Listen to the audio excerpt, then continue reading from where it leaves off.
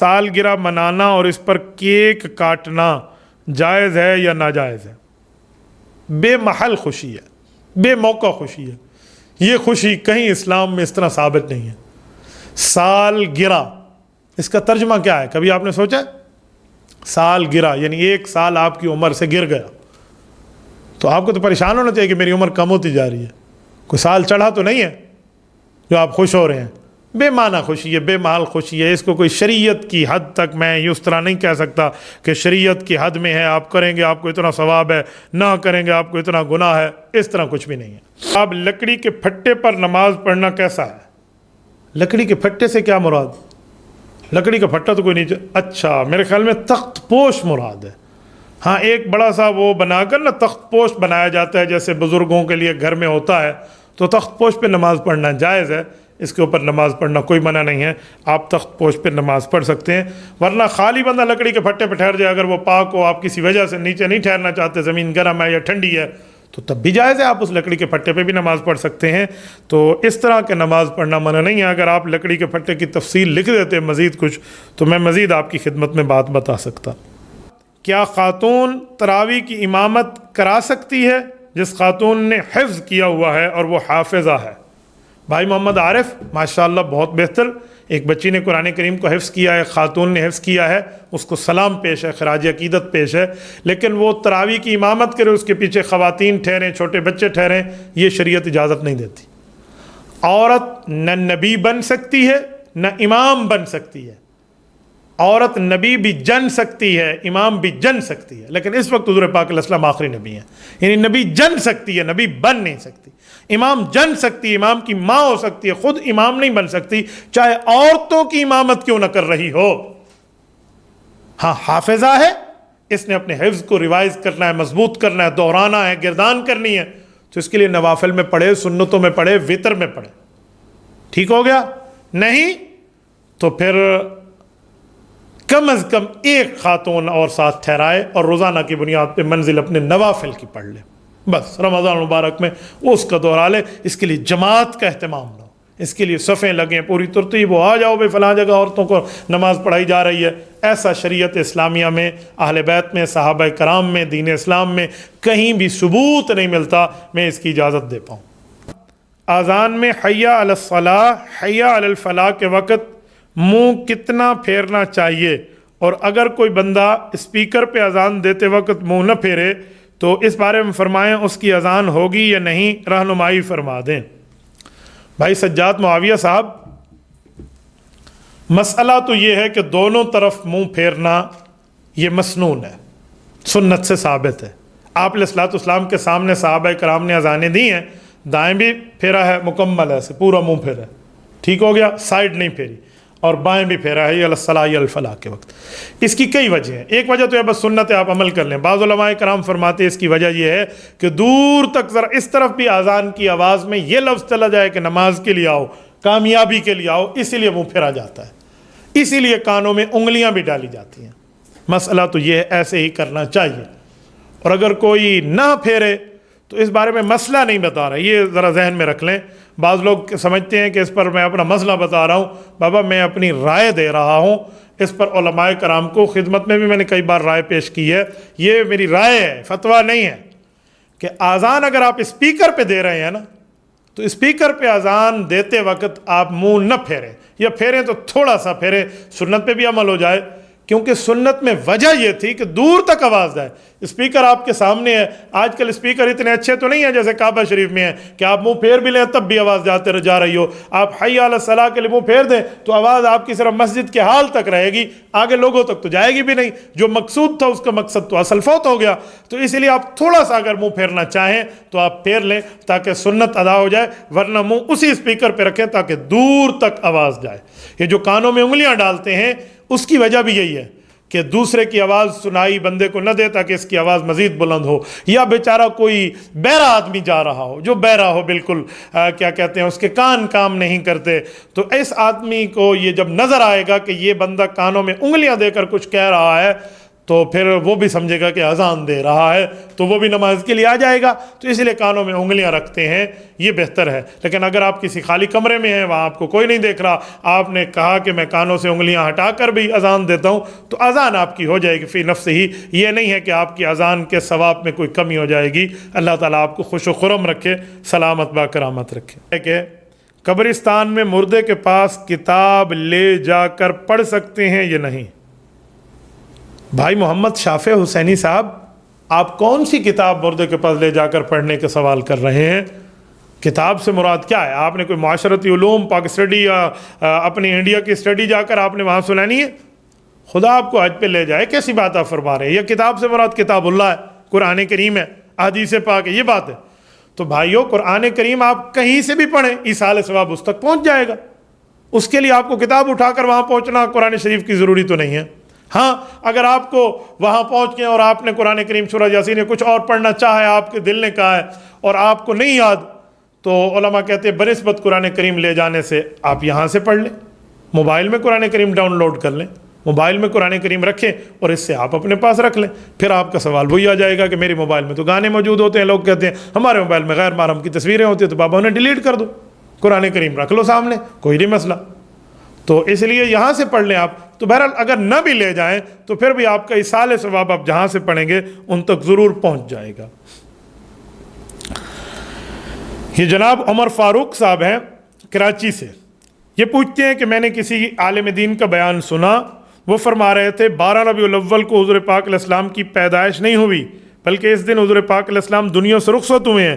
وہ کہہ رہے تھے کہ صحیح حدیث سے ثابت ہے آپ علیہ السلام کی پیدائش 6 ربیع الاول میں ہوئی ہے، پیر کے دن ہوئی ہے، ساری امت مانتی ہے۔ مفتی صاحب اس بارے میں رہنمائی فرمائیں۔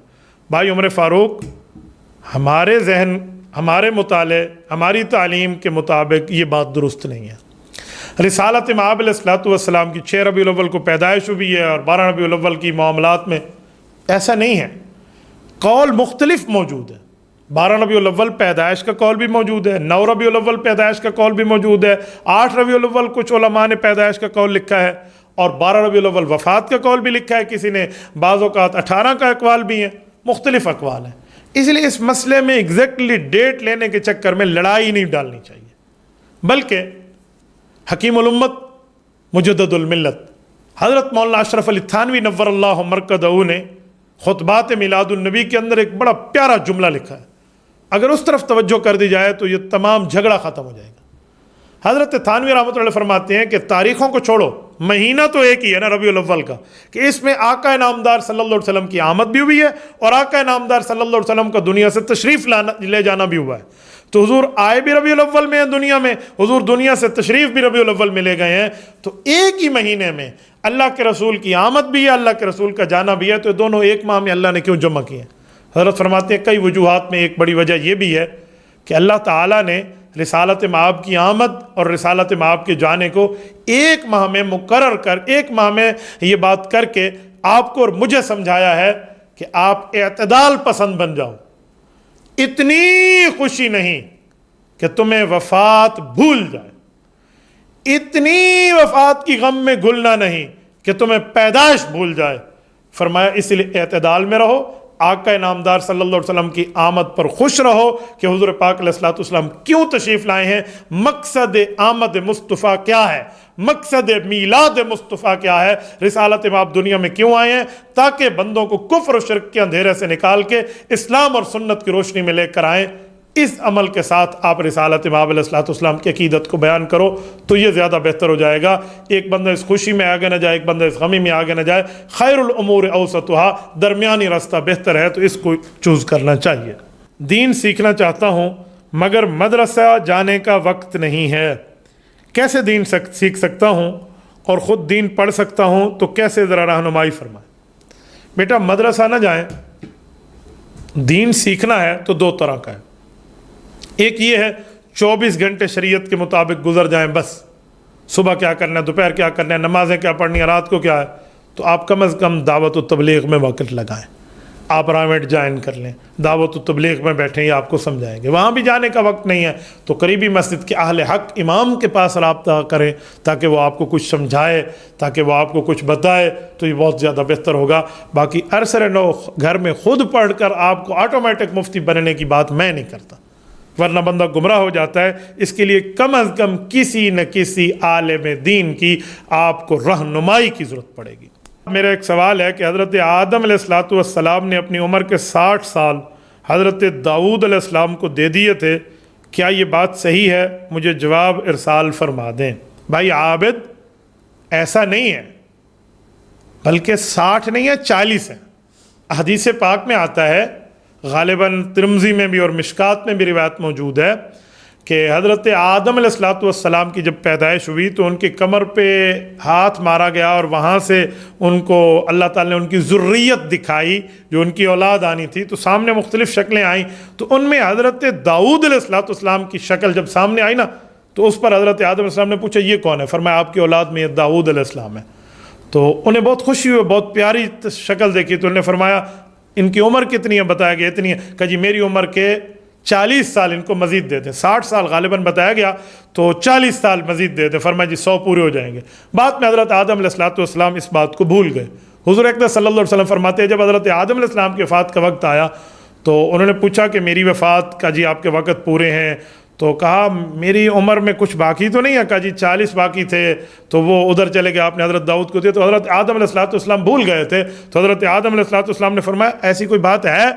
تو حضور پاک علیہ السلام فرماتے ہیں ہمارے والد حضرت آدم علیہ السلام بھولے ہیں تو اولاد بھی بھولے گی، بس اتنی سی ہی بات ہے، اس کو یوں نہیں ہے جس طرح آپ نے فرما دیا۔ مفتی صاحب، کیا رات کو روٹی نہ کھانے سے انسان کی عمر کم ہو جاتی ہے یا نہیں ہوتی؟ مجھے اس بارے میں ذرا تشریح فرما دیں۔ اور رات کو پانی نہ پینے سے، اور اللہ آپ کو حج پہ لے جائے۔ بھائی ارباب گل صاحب، رات کو کھانا نہ کھائیں تو حکیم کہتے ہیں کہ آپ کا پتہ نہیں، ڈاکٹر حضرات فرماتے ہیں آپ کا پتہ نہیں اتنی زیادہ کمزوری ہوگی۔ یہ نہیں ہے کہ آپ نے رات کو کھانا نہ کھایا تو آپ کی عمر 70 سال تھی لہٰذا اب 65 سال ہو گئی ہے، ایسا کچھ نہیں ہے۔ اور باقی میں نے جو سنا ہے نا حکماء سے، وہ کہتے ہیں ناشتہ کرو بادشاہوں کی طرح، دوپہر کا کھانا کھاؤ وزیروں کی طرح، اور عشاء کا کھانا کھاؤ فقیروں کی طرح، تھوڑا ہو تاکہ آپ کو اچھی طرح نیند آئے۔ ہمارے ہاں ترتیب الٹ ہے، ناشتہ فقیروں کی طرح، دوپہر کا کھانا وزیروں کی طرح، عشاء کا کھانا بادشاہوں کی طرح۔ پتہ نہیں پورا رات جاگنا ہے یا کیا مسئلہ ہے، شاید اس طرح کی بات ہے۔ لیکن اللہ تمہیں حج پہ لے جائے، یہ سوالات لائیو سیشن میں آپ پوچھتے ہیں، دین کے متعلق پوچھیں۔ کوئی حکیم صاحب کا لائیو سیشن ہو تو حکمت کے متعلق پوچھا کریں۔ یہی تو بات میں آپ کو سمجھایا کرتا ہوں کہ آپ دینی معاملات میں مجھ سے کچھ پوچھ لیا کریں۔ اپنا رنگ گورا کرنے کے لیے کریمیں لگانا یا رنگ گورا کرنے کے انجیکشن لگوانا کیسا ہے؟ خیر ہے، اللہ آپ کو سلامت رکھے۔ رنگ گورا کرنے کے لیے میرے خیال میں کریمیں تو سنی تھی، انجیکشن میں نے نہیں سنا۔ آج کل شاید انجیکشن آ گیا ہو، تو بہرحال فی نفس ہی کوئی منع نہیں ہے، کریم بھی آپ لگا سکتے ہیں، نو ایشو، اچھی بات ہے۔ اپنے آپ کو بندہ خوبصورت کرے تو خوبصورتی اللہ کو بھی پسند ہے، اور اس کے لیے انجیکشن ہو تو ڈاکٹر حضرات سے مشورہ کر لیں گے، اس سے رنگ آپ کا اچھا رہے گا، صحت آپ کی اچھی رہے گی، تو کوئی مسئلہ نہیں ہے، انشاءاللہ تعالیٰ ٹھیک ہو جائے گا۔ لیکن یہ بھی دیکھیں کہ وہ رنگ ہمیشہ اس پہ گورا رہتا ہے یا ہر 10 دن بعد ایک انجیکشن ٹھکوانا پڑتا ہے۔ یہ نہ ہو کہ آپ رنگ گورا کر کے انجیکشن لگوا لیں، اور بہت اچھا رنگ گورا کرنے کے لیے انجیکشن لگوا لیں اور اس کے بعد رشتہ بھیج دیں، اور اگلے آپ کو اس لیے پسند کر لیں ماشاءاللہ چٹا بگا بھورا ہے، اور اس کے 10 دن بعد آپ کا سارا اصل چیز سامنے آ جائے۔ اب تو مرد ہے نا، وہ وہاں تو تھا کہ دلہن نے میک اپ دھویا اور دلہا رویا، تو اب یہاں الٹ ہو جائے کہ وہ دلہن بیچاری پریشان ہو جائے، اے پتہ نہیں میرا خاوند ہے یا نہیں، کوئی اور تو نہیں۔ تو اس طرح کچھ نہ ہو، دھوکہ دینے کے زمرے میں آتا ہے۔ ہاں اگر مستقل طور پہ ایسا ہے تو پھر آپ اس ترتیب کو سامنے دیکھ لیا کریں، ورنہ عجیب دنیا ہے، عجیب لوگ غلط اس پہ کوئی کمنٹ کرتا ہے، کوئی کیا کہتے ہیں رنگ کے چکر میں، کچھ لوگ کہتے ہیں جی وزن بتائیں عورتوں کا تو اتنا ہے، میک اپ کر کے دیکھیں تو وزن اتنا بڑھ گیا ہے۔ پتہ نہیں، میں تو ایک بندے سے عجیب بات سن رہا تھا کہ جی اسرائیل علیہ السلام نے صبح ان کو دیکھا، اپنی ٹیم کو کہا جی اس کی روح نکالنی ہے، رات کو اس کا میک اپ اتر گیا، جب وہ فرشتے آئے تو کہتے ہیں کس کی قبر کس کی میت پہ آ گیا۔ ایسا کچھ نہیں ہے بھائی، شریعت میں ایسا نہیں ہے، شریعت میں اس کی پوری ترتیب لے کر آتے ہیں، تو آپ ان چکروں میں نہ پڑ جائیں۔ باقی فی نفس ہی کوئی منع بھی نہیں ہے اور حرمت کے معاملات نہیں، لیکن ڈاکٹر سے پوچھ لیں کہیں سائیڈ ایفیکٹ نہ ہو جائے، کہیں آپ کے معاملات اور خراب نہ ہو جائے۔ عام طور پہ یہاں لوگوں کے اس طرح معاملات خراب ہو جاتے ہیں۔ آج کل شادیوں پہ یہ رواج چل رہا ہے کہ جب دولہے والے بارات لینے آتے ہیں تو دولہے سے زبردستی پیسے لے لیے جاتے ہیں، اور پھر ان پیسوں سے بعد میں دعوت کا بڑے زور و شور سے اہتمام کیا جاتا ہے۔ جو احبا اور دوست اس پیسہ کھینچنے کے چکر میں ہوتے ہیں تو وہ لے لیتے ہیں اور بعد میں دعوت کرتے ہیں تو کھاتے ہیں، یہ سب اس میں شریک ہوتے ہیں۔ ایسی دعوت میں پہنچنا، پیسے لینا اور پھر دعوت کھانا جائز ہے یا نہیں ہے؟ پکا ٹھکا غلط ہے۔ آپ کسی سے بغیر اس کے دل کی خوشی سے پیسے لے کر آپ دعوت کھا رہے ہیں، حرام کھا رہے ہیں۔ حدیث پاک میں ہے کسی کا مال کھاؤ تو اس کی دل کی خوشی سے، اس کے دل کی رضا سے، تب آپ کے لیے جائز ہے، ورنہ جائز نہیں ہے۔ تو عجیب دنیا ہے، لوگوں نے یہاں عجیب ترتیبیں رکھی ہوئی ہیں۔ مجھے اتنی بھی کارگزاریاں آئی ہیں کہ دلہے سے انہوں نے پیسے لینے تھے، جی ہم نے اتنے 1000 روپے لینے ہیں، اور وہ بیچارہ اتنے دینے کی پوزیشن میں نہیں تھا، تو اس نے باقاعدہ جعلی نوٹ منگوائے، نقلی نوٹ جیب پہ رکھے تھے جو عام طور پہ اصلی لگیں، وہاں جا کر دے دیے۔ دیکھو غلط کا بدلہ غلط ہو گیا نا۔ تو اب وہ جعلی نوٹ جتنے آگے جائیں گے، اگر کسی نے نہ دیکھا تو وہ سارا گناہ اس دلہے کے سر بھی جائے گا اور ان لوگوں کے سر بھی جائے گا۔ کوئی جوتا چھپائی ہے، کوئی کیا معاملہ ہے، کوئی کیا، یہ شریعت کی چیزیں نہیں ہیں۔ شریعت میں 6 چیزوں کی شادی ہے، 2 فرض ہیں، 1 واجب ہے، 3 سنت ہیں۔ ایجاب و قبول فرض ہے، آفر اور ایکسیپٹ، اور اس کے بعد 2 مسلمان کم از کم گواہ شرط ہے۔ یہ فرائض ہیں، اس کے بغیر شادی نہیں ہوتی۔ 1 واجب ہے حق مہر دینا، حق کے مہر کے بغیر شادی تو ہو جاتی ہے لیکن دینا ضروری پڑتا ہے، اس لیے تسمیہ کرنا چاہیے، طے کرنا چاہیے، 1 واجب ہے۔ 3 چیزیں ہو گئی، 3 سنتیں۔ خطبہ نکاح پڑھنا سنت ہے، سامنے کھجوریں پڑی ہوں تو پیارے پیارے طریقے سے آرام آرام سے لوگوں کے اوپر بکھیر دیں تو یہ ہے، اور اس کے بعد دعوت ولیمہ سنت ہے جس میں غربا کو ہی بلایا جائے۔ تو یہ چیز ہے۔ 7ویں چیز تو نہیں ہے مایوں ہے، مینڈی ہے، مہندی ہے، آگا ہے، پتہ نہیں جوتی چھپائی ہے، چپل چھپائی ہے، پیسے نکلوانے ہیں، لیلا شیلا کومڑا، یہ پتہ نہیں عجیب آپ نے ترتیبیں رکھی ہوئی ہیں، خون کے اوپر سے چل کے جانا ہے، یہ کوئی شریعت کو ثبوت نہیں ہے۔ اور اس طرح کرنا، اس کی دعوت کرنا اور اس کو کھانا بھی جائز نہیں ہے۔ اس طرح کے کوئی کھانے میں اگر آپ کو بلاتا ہے تب بھی جائز نہیں ہے۔ ورنہ میں نے ایک جگہ دیکھا، ہمارے پنجاب کا ایک کلپ مجھے کسی نے واٹس ایپ کیا، تو انہوں نے کہا جی ہمیں آپ نے پیسے دینے ہیں، دولہے کو پکڑ لیا۔ انہوں نے کہا جی کتنا؟ انہوں نے کہا 50,000۔ اس نے کہا اچھا 50 کو 50 کہتے ہیں نا، تو 50,000 پنجابی میں۔ تو اس نے کہا جی ٹھیک ہے۔ اس نے جیب سے 50 نکالا، اس نے کہا ویکھو کنے نے؟ انہوں نے کہا جی 50۔ پھر اس نے 1000 کا نوٹ، کنے نے؟ کہ جی 1000 کا، ہو گیا 50,000۔ چلو 1000 50 دے کے اس نے 50,000 50,000 بنا لیا۔ تو اس طرح کے ساتھ پھر اس طرح ملتے ہیں۔ تو یہ چیزیں نہیں ہونی چاہیے، اس کو صحیح ترتیب۔ پتہ نہیں آپ کن جیسی شادیوں کی، میرے الحمدللہ کئی شادیاں ہیں، مجھے تو کسی شادی میں اس طرح کے چکر نہیں دیکھنے پڑے، نہ مجھے معلومات ہے، نہ میری کسی شادی میں اس طرح کے معاملات ہوئے ہیں۔ میری الحمدللہ 7 بہنیں، ہم نے کسی شادی میں اس طرح کے معاملات نہیں کیے، نہ ہم نے، ہمارے ساتھ ایسے ہوا ہے۔ تو شاید جو کرتے ہیں ان کو پھر بھرنا بھی پڑتا ہے، اس لیے نہ کریں اور نہ بھریں۔ کہ دوران نماز اگر کوئی بندہ ایسا آ جائے جس نے پیاز کھائے ہوئے ہوں اور اس کی منہ سے بدبو آ رہی ہو، ساتھ کھڑا ہوا آدمی بہت برا محسوس کر رہا ہو، اس کی طبیعت بوجھل ہو رہی ہو اور اس سے برداشت نہ ہو رہا ہو، تو کیا ایسا آدمی اپنے منہ پر کوئی رومال یا کپڑا وغیرہ رکھ سکتا ہے یا نماز توڑ کے پچھلی صف میں چلا جائے؟ رہنمائی فرمائے۔ بھائی پیاز کھا کے یا اس طرح بو والی چیزیں کھا کے، کچا پیاز، یہ آپ مسجد نہیں آ سکتے۔ آپ آئیں گے تو گناہ ہوگا، آپ بو کے ساتھ فرشتے بھی تکلیف میں ہوں گے، بندے بھی تکلیف میں ہوں گے۔ اور اگر واقعی ایسا ہی کوئی پرابلم ہے تو ماسک کی حد تک تو گنجائش ہے، باقی تھوڑا سا آپ برداشت کر لیں، توڑ کے آپ پیچھے کیوں جاتے ہیں؟ نماز نہیں توڑنی چاہیے۔ لیکن اگر آپ سے 100% برداشت، بالکل آپ ٹھہر ہی نہیں سکتے، تو مجبوری میں پھر نماز توڑ کے بندہ ہٹ آئے، بعد میں اپنی نماز کی قضا کرے۔ لیکن ایسی سچویشن بہت کم آتی ہے، لوگوں کو اس پہ تھوڑا خیال کرنا چاہیے، معاملات کو دیکھنے چاہیے۔ بعض اوقات میں نے دیکھا ہے مسجد میں AC چل رہا ہوتا ہے، یا مسجد میں ہیٹر، آج کل یہ جو انویلٹر ہیں یہ جو چل رہے ہوتے ہیں، تو یہ جو فضا ہوتی ہے پورے کمرے میں وہ ان کی گردش کر رہی ہوتی ہے۔ یہ آئے اور انہوں نے جوتیاں اتاری اور اس کے بعد ماشاءاللہ جو جرابیں ہیں نا، کمال ہے یار اس جرابوں کی، اس کی سمیل پوری مسجد میں گھوم گئی۔ تو اس لیے بہتر ہے کہ آپ اپنی جرابیں بھی اتار دیں۔ کچھ ایسی چیزیں ہوتی ہیں نا، یقین مانے اس سے شیطان بھی شاید پناہ مانگ جاتا ہو، اتنی عجیب سمیل ہوتی ہے۔ میں کل ایک بات پڑھ رہا تھا، مجھے ایک دوست نے شاید واٹس ایپ پہ بھیجا، ہاں وہ کہہ رہے تھے کہ ایک باپ تھا، وہ ہر وقت اپنے بچوں کو ٹنڈے ہی کھلاتا تھا، ٹنڈے کھاؤ ٹنڈے کھاؤ ٹنڈے کھاؤ۔ بچے تنگ آ گئے کہ ابا ٹنڈے کے علاوہ بھی دنیا میں کوئی سبزی ہے تو وہ کھلا لے۔ نہیں پتر یہ کھو سے کھا، وہ ٹنڈے ہی کھلا رہا تھا۔ تو ایک دن بچے آ کر سامنے بیٹھے اور بچے نے یوں کھانا شروع کیا۔ اب باپ اس پر روب جھاڑ رہا ہے، بسم اللہ نہیں پڑھتے؟ اب اس نے پڑھی تو تھی، آہستہ پڑھی تھی، لیکن باپ کو چھیڑنے کے لیے جواب دینے کا، کیوں بسم اللہ پڑھوں؟ باپ نے کہا تو بسم اللہ نہیں پڑھے گا تیرے ساتھ شیطان کھائے گا. اس نے کہا ابا مجھ سے قسم اٹھوا لے, شیطان بھی ٹنڈے کھا کے تھک گیا ہوگا, وہ نہیں کھائے گا آج. لیکن بات تو ایسی ٹھیک تھی کہ وہاں سے برکت اٹھ جاتی ہے. تو عجیب دنیا میں معاملہ ہو جاتا ہے. تو یہاں اس طرح کی چیزیں آج کل جو شروع ہو جاتی ہیں نا, تو اس معاملات سے, اس طرح بو کی ترتیبوں سے بچنا چاہیے تاکہ اس میں کہیں دوسرے دوستوں کو تکلیف نہ ہو. یہ ایک دوست پوچھتے ہیں مفتی صاحب نیا سال شروع ہو رہا ہے تو نیا سال منانا, ہیپی نیو ایئر اور ان کی مبارکبادیں دینا یہ کیسا ہے؟ یہ ذہن میں رکھ لیں کہ نیا سال منانا اور ہیپی نیو ایئر کی تقاریب میں جانا یہ ہماری روایت نہیں ہے. یہ مغرب اور مشرق کے معاملات کا فرق ہے. یہ مغربی انگریزوں سے متاثر لوگوں کی روایات ہے. باقی سال کے شروع میں آپ مبارکباد دے دیں, قرآن حدیث سے یہ کہیں ثابت نہیں ہے, لیکن منع بھی نہیں ہے. آپ دعا دے دیں اللہ آپ کے اس سال کو مبارک فرما دے. وہ اسلامی سال شروع ہو رہا ہو محرم سے, یا وہ شمسی سال شروع ہو رہا ہو قمری یا شمسی جنوری سے شمسی سال, اس کی مبارکبادی آپ دے سکتے ہیں. تو محرم میں بھی دے سکتے ہیں کہ اللہ آپ کو یہ سال آپ کے اوپر مبارک فرمائے.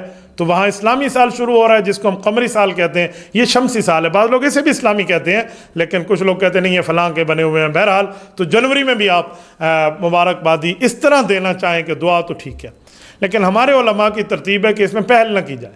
کوئی آدمی آپ کو مبارکبادی کہے تو آپ کہیں جی ٹھیک ہے اللہ آپ کو مبارک کرے, جواب میں بندہ کہہ لے, کیونکہ یہ قرآن حدیث میں کہیں بھی نہیں ہے. ہاں یہ تو ہے نیا مہینے کا چاند طلوع ہوا, آپ علیہ السلام نے دیکھا تو دعائیں کی ہیں, اللہم علینا بالیمن والایمان والسلامۃ والاسلام ربی وربک اللہ, اس طرح مختلف الفاظ اور بھی ہیں. تو یہ دعا تو مہینے کے چاند پہ تو ثابت ہے جو آپ علیہ السلام نے کی, لیکن اس کو سال کی بنیاد پر یہ حدیث پاک میں ملتا نہیں ہے. تبھی میں نے اس کو جائز کہا ہے, اس کو منع بھی نہیں کہا اور کار ثواب اور نیکی بھی نہیں کہا, کیونکہ جس کا پروف اور ثبوت نہ ملے ہم اس کو کس بنیاد پر یہ سوال کر رہے ہیں. مفتی صاحب آج کل کچھ لوگ آئے ہوئے ہیں کمپنی والے کہ کنگھی سے ٹوٹے ہوئے بال جو ہیں یہ ہمیں دے دیں, ہم اس کو 2,000 روپے کلو کے حساب سے لیں گے. شرعی طور پہ یہ کنگھی والے جو بال ہیں ٹوٹے ہوئے یا کنگھی میں پھنسے ہوئے, تو ان کو بیچنا, ان کی خرید و فروخت کیسے ہے؟ بھائی عبداللہ عرفان صاحب, یہ بات آپ ذہن میں رکھیں کہ جو شریعت چیزوں کو بیچنے اور خریدنے کی بات کرتی ہے تو اس میں انسانی اعضاء کی خرید و فروخت کی بات شریعت نہیں کرتی. یہ انسانی بال ہے, کسی عالم دین اور فقیہ ملت نے انسانی بال بیچنے کی اور اس کے خریدنے کی اجازت نہیں دی, تو اس کو آپ بیچ نہیں سکتے. ہاں کسی بزرگ کسی اللہ والے کی بال مبارک ہوں اس کو بطور ہدیہ آپ اپنے پاس رکھ سکتے ہیں, جیسے رسالت مآب علیہ الصلوۃ والسلام کی زلف مبارک کو, منہ مبارک کو آج تک عقیدت اور احترام سے رکھا جا رہا ہے.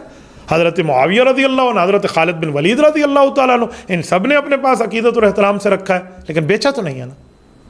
تو عام بال بھی نہیں بیچا جا سکتا. ہمارے فقہا نے, شامیہ نے اور باقی فقہا نے یہاں تک لکھا ہے کہ کافر بندے کے بال کو بھی آپ نہیں بیچ سکتے. کیوں؟ انسانی تکریم ہے, انسانی عزت ہے. تو آپ ان بالوں کو آگے فروخت کرنے کے معاملات میں, بیچنے کے معاملات میں اس طرح آپ آگے نہیں جا سکتے. اس سے آپ کو شریعت اسلامیہ نے روکا. اللہ تعالیٰ آپ کو سلامت رکھے, باکرامت رکھے.